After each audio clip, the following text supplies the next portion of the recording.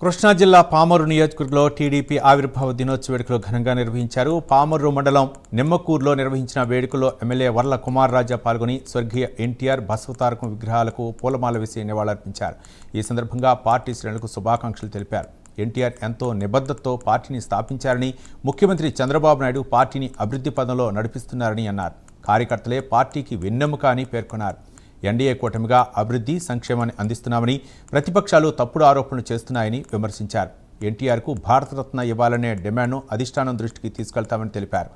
మాజీ మంత్రి పేర్ని నాని, కైలే అనిల్పై కూడా విమర్శలు గుప్పించారు. రాబోయే రోజుల్లో టీడీపీ మళ్లీ అధికారంలోకి వస్తుందని ఎమ్మెల్యే అన్నారు.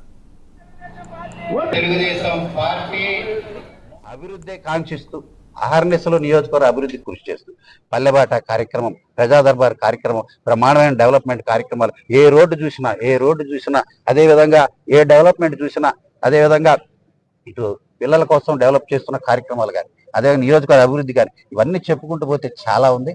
ఈరోజు అన్న ఎన్టీ రామారావు గారి ఆవిర్భావ 44 సంవత్సరాలు ఈరోజు ఆవిర్భావ దినోత్సవ కార్యక్రమాన్ని జరుపుకోవటం చాలా సంతోషంగా, ఆనందంగా ఉంది.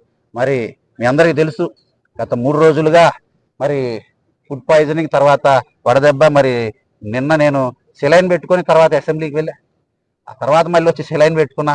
ఈరోజు కూడా మళ్ళీ ఏ కార్యక్రమం వదలటానికి లేదనుకొని మళ్ళీ ఈరోజు ఈ కార్యక్రమంలో కూడా అనుకొని మళ్ళీ ఈరోజు మధ్యాహ్నం నుంచి మళ్ళీ నేను సెలైన్ పెట్టుకోవాలా. ఇలాంటి పరిస్థితుల్లో కూడా నిన్న సాయంత్రం అసెంబ్లీలో 7 గంటలకు కూర్చున్న తర్వాత నీరసించి, అయినా కానీ ఇంకాసేపు కూర్చున్న తర్వాత మరి చంద్రబాబు గారు స్పీచ్ అయిన వెంటనే మళ్ళీ ఆయన ఆఫీస్లో క్యాబిన్లోకి వెళ్ళి ఆయన పేషీలు ఆయన కలిసి నియోజకవర్గ అభివృద్ధి గురించి, నియోజకవర్గ సంక్షేమం గురించి, నియోజకవర్గ సమస్యల గురించి పట్టుదలగా ఉండి ఆయనకి అప్లికేషన్ ఇచ్చి 6:30 వరకు అక్కడే ఉండి మళ్ళీ ఇంటికి చేరాలని కూడా తెలియజేస్తాను. ఎందుకు ఇది చెప్తున్నానంటే కమిట్మెంట్ ఒంట్లో బాగున్నా బాగోకపోయినా, ఆరోగ్యం క్షీణించినా లేకపోతే ఇబ్బంది పడ్డా అది నా వరకే ఉండాలి తప్ప నియోజకవర్గ అభివృద్ధి విషయంలో ఎప్పుడు ముందడిగే ఉండాలని ఒక తపన నాకు ఉంటుందని కూడా మరొకసారి మీ అందరికి తెలియజేస్తూ, ఇదే రకంగా ఇదే స్ఫూర్తితో ఇంకా రెట్టింపు ఉత్సాహంతో పనిచేస్తానని కూడా మా అందరికీ మాటిస్తూ, కార్యకర్తల నాయకులందరినీ కూడా ఇదే ఉత్సాహంతో ముందుకెళ్దాం.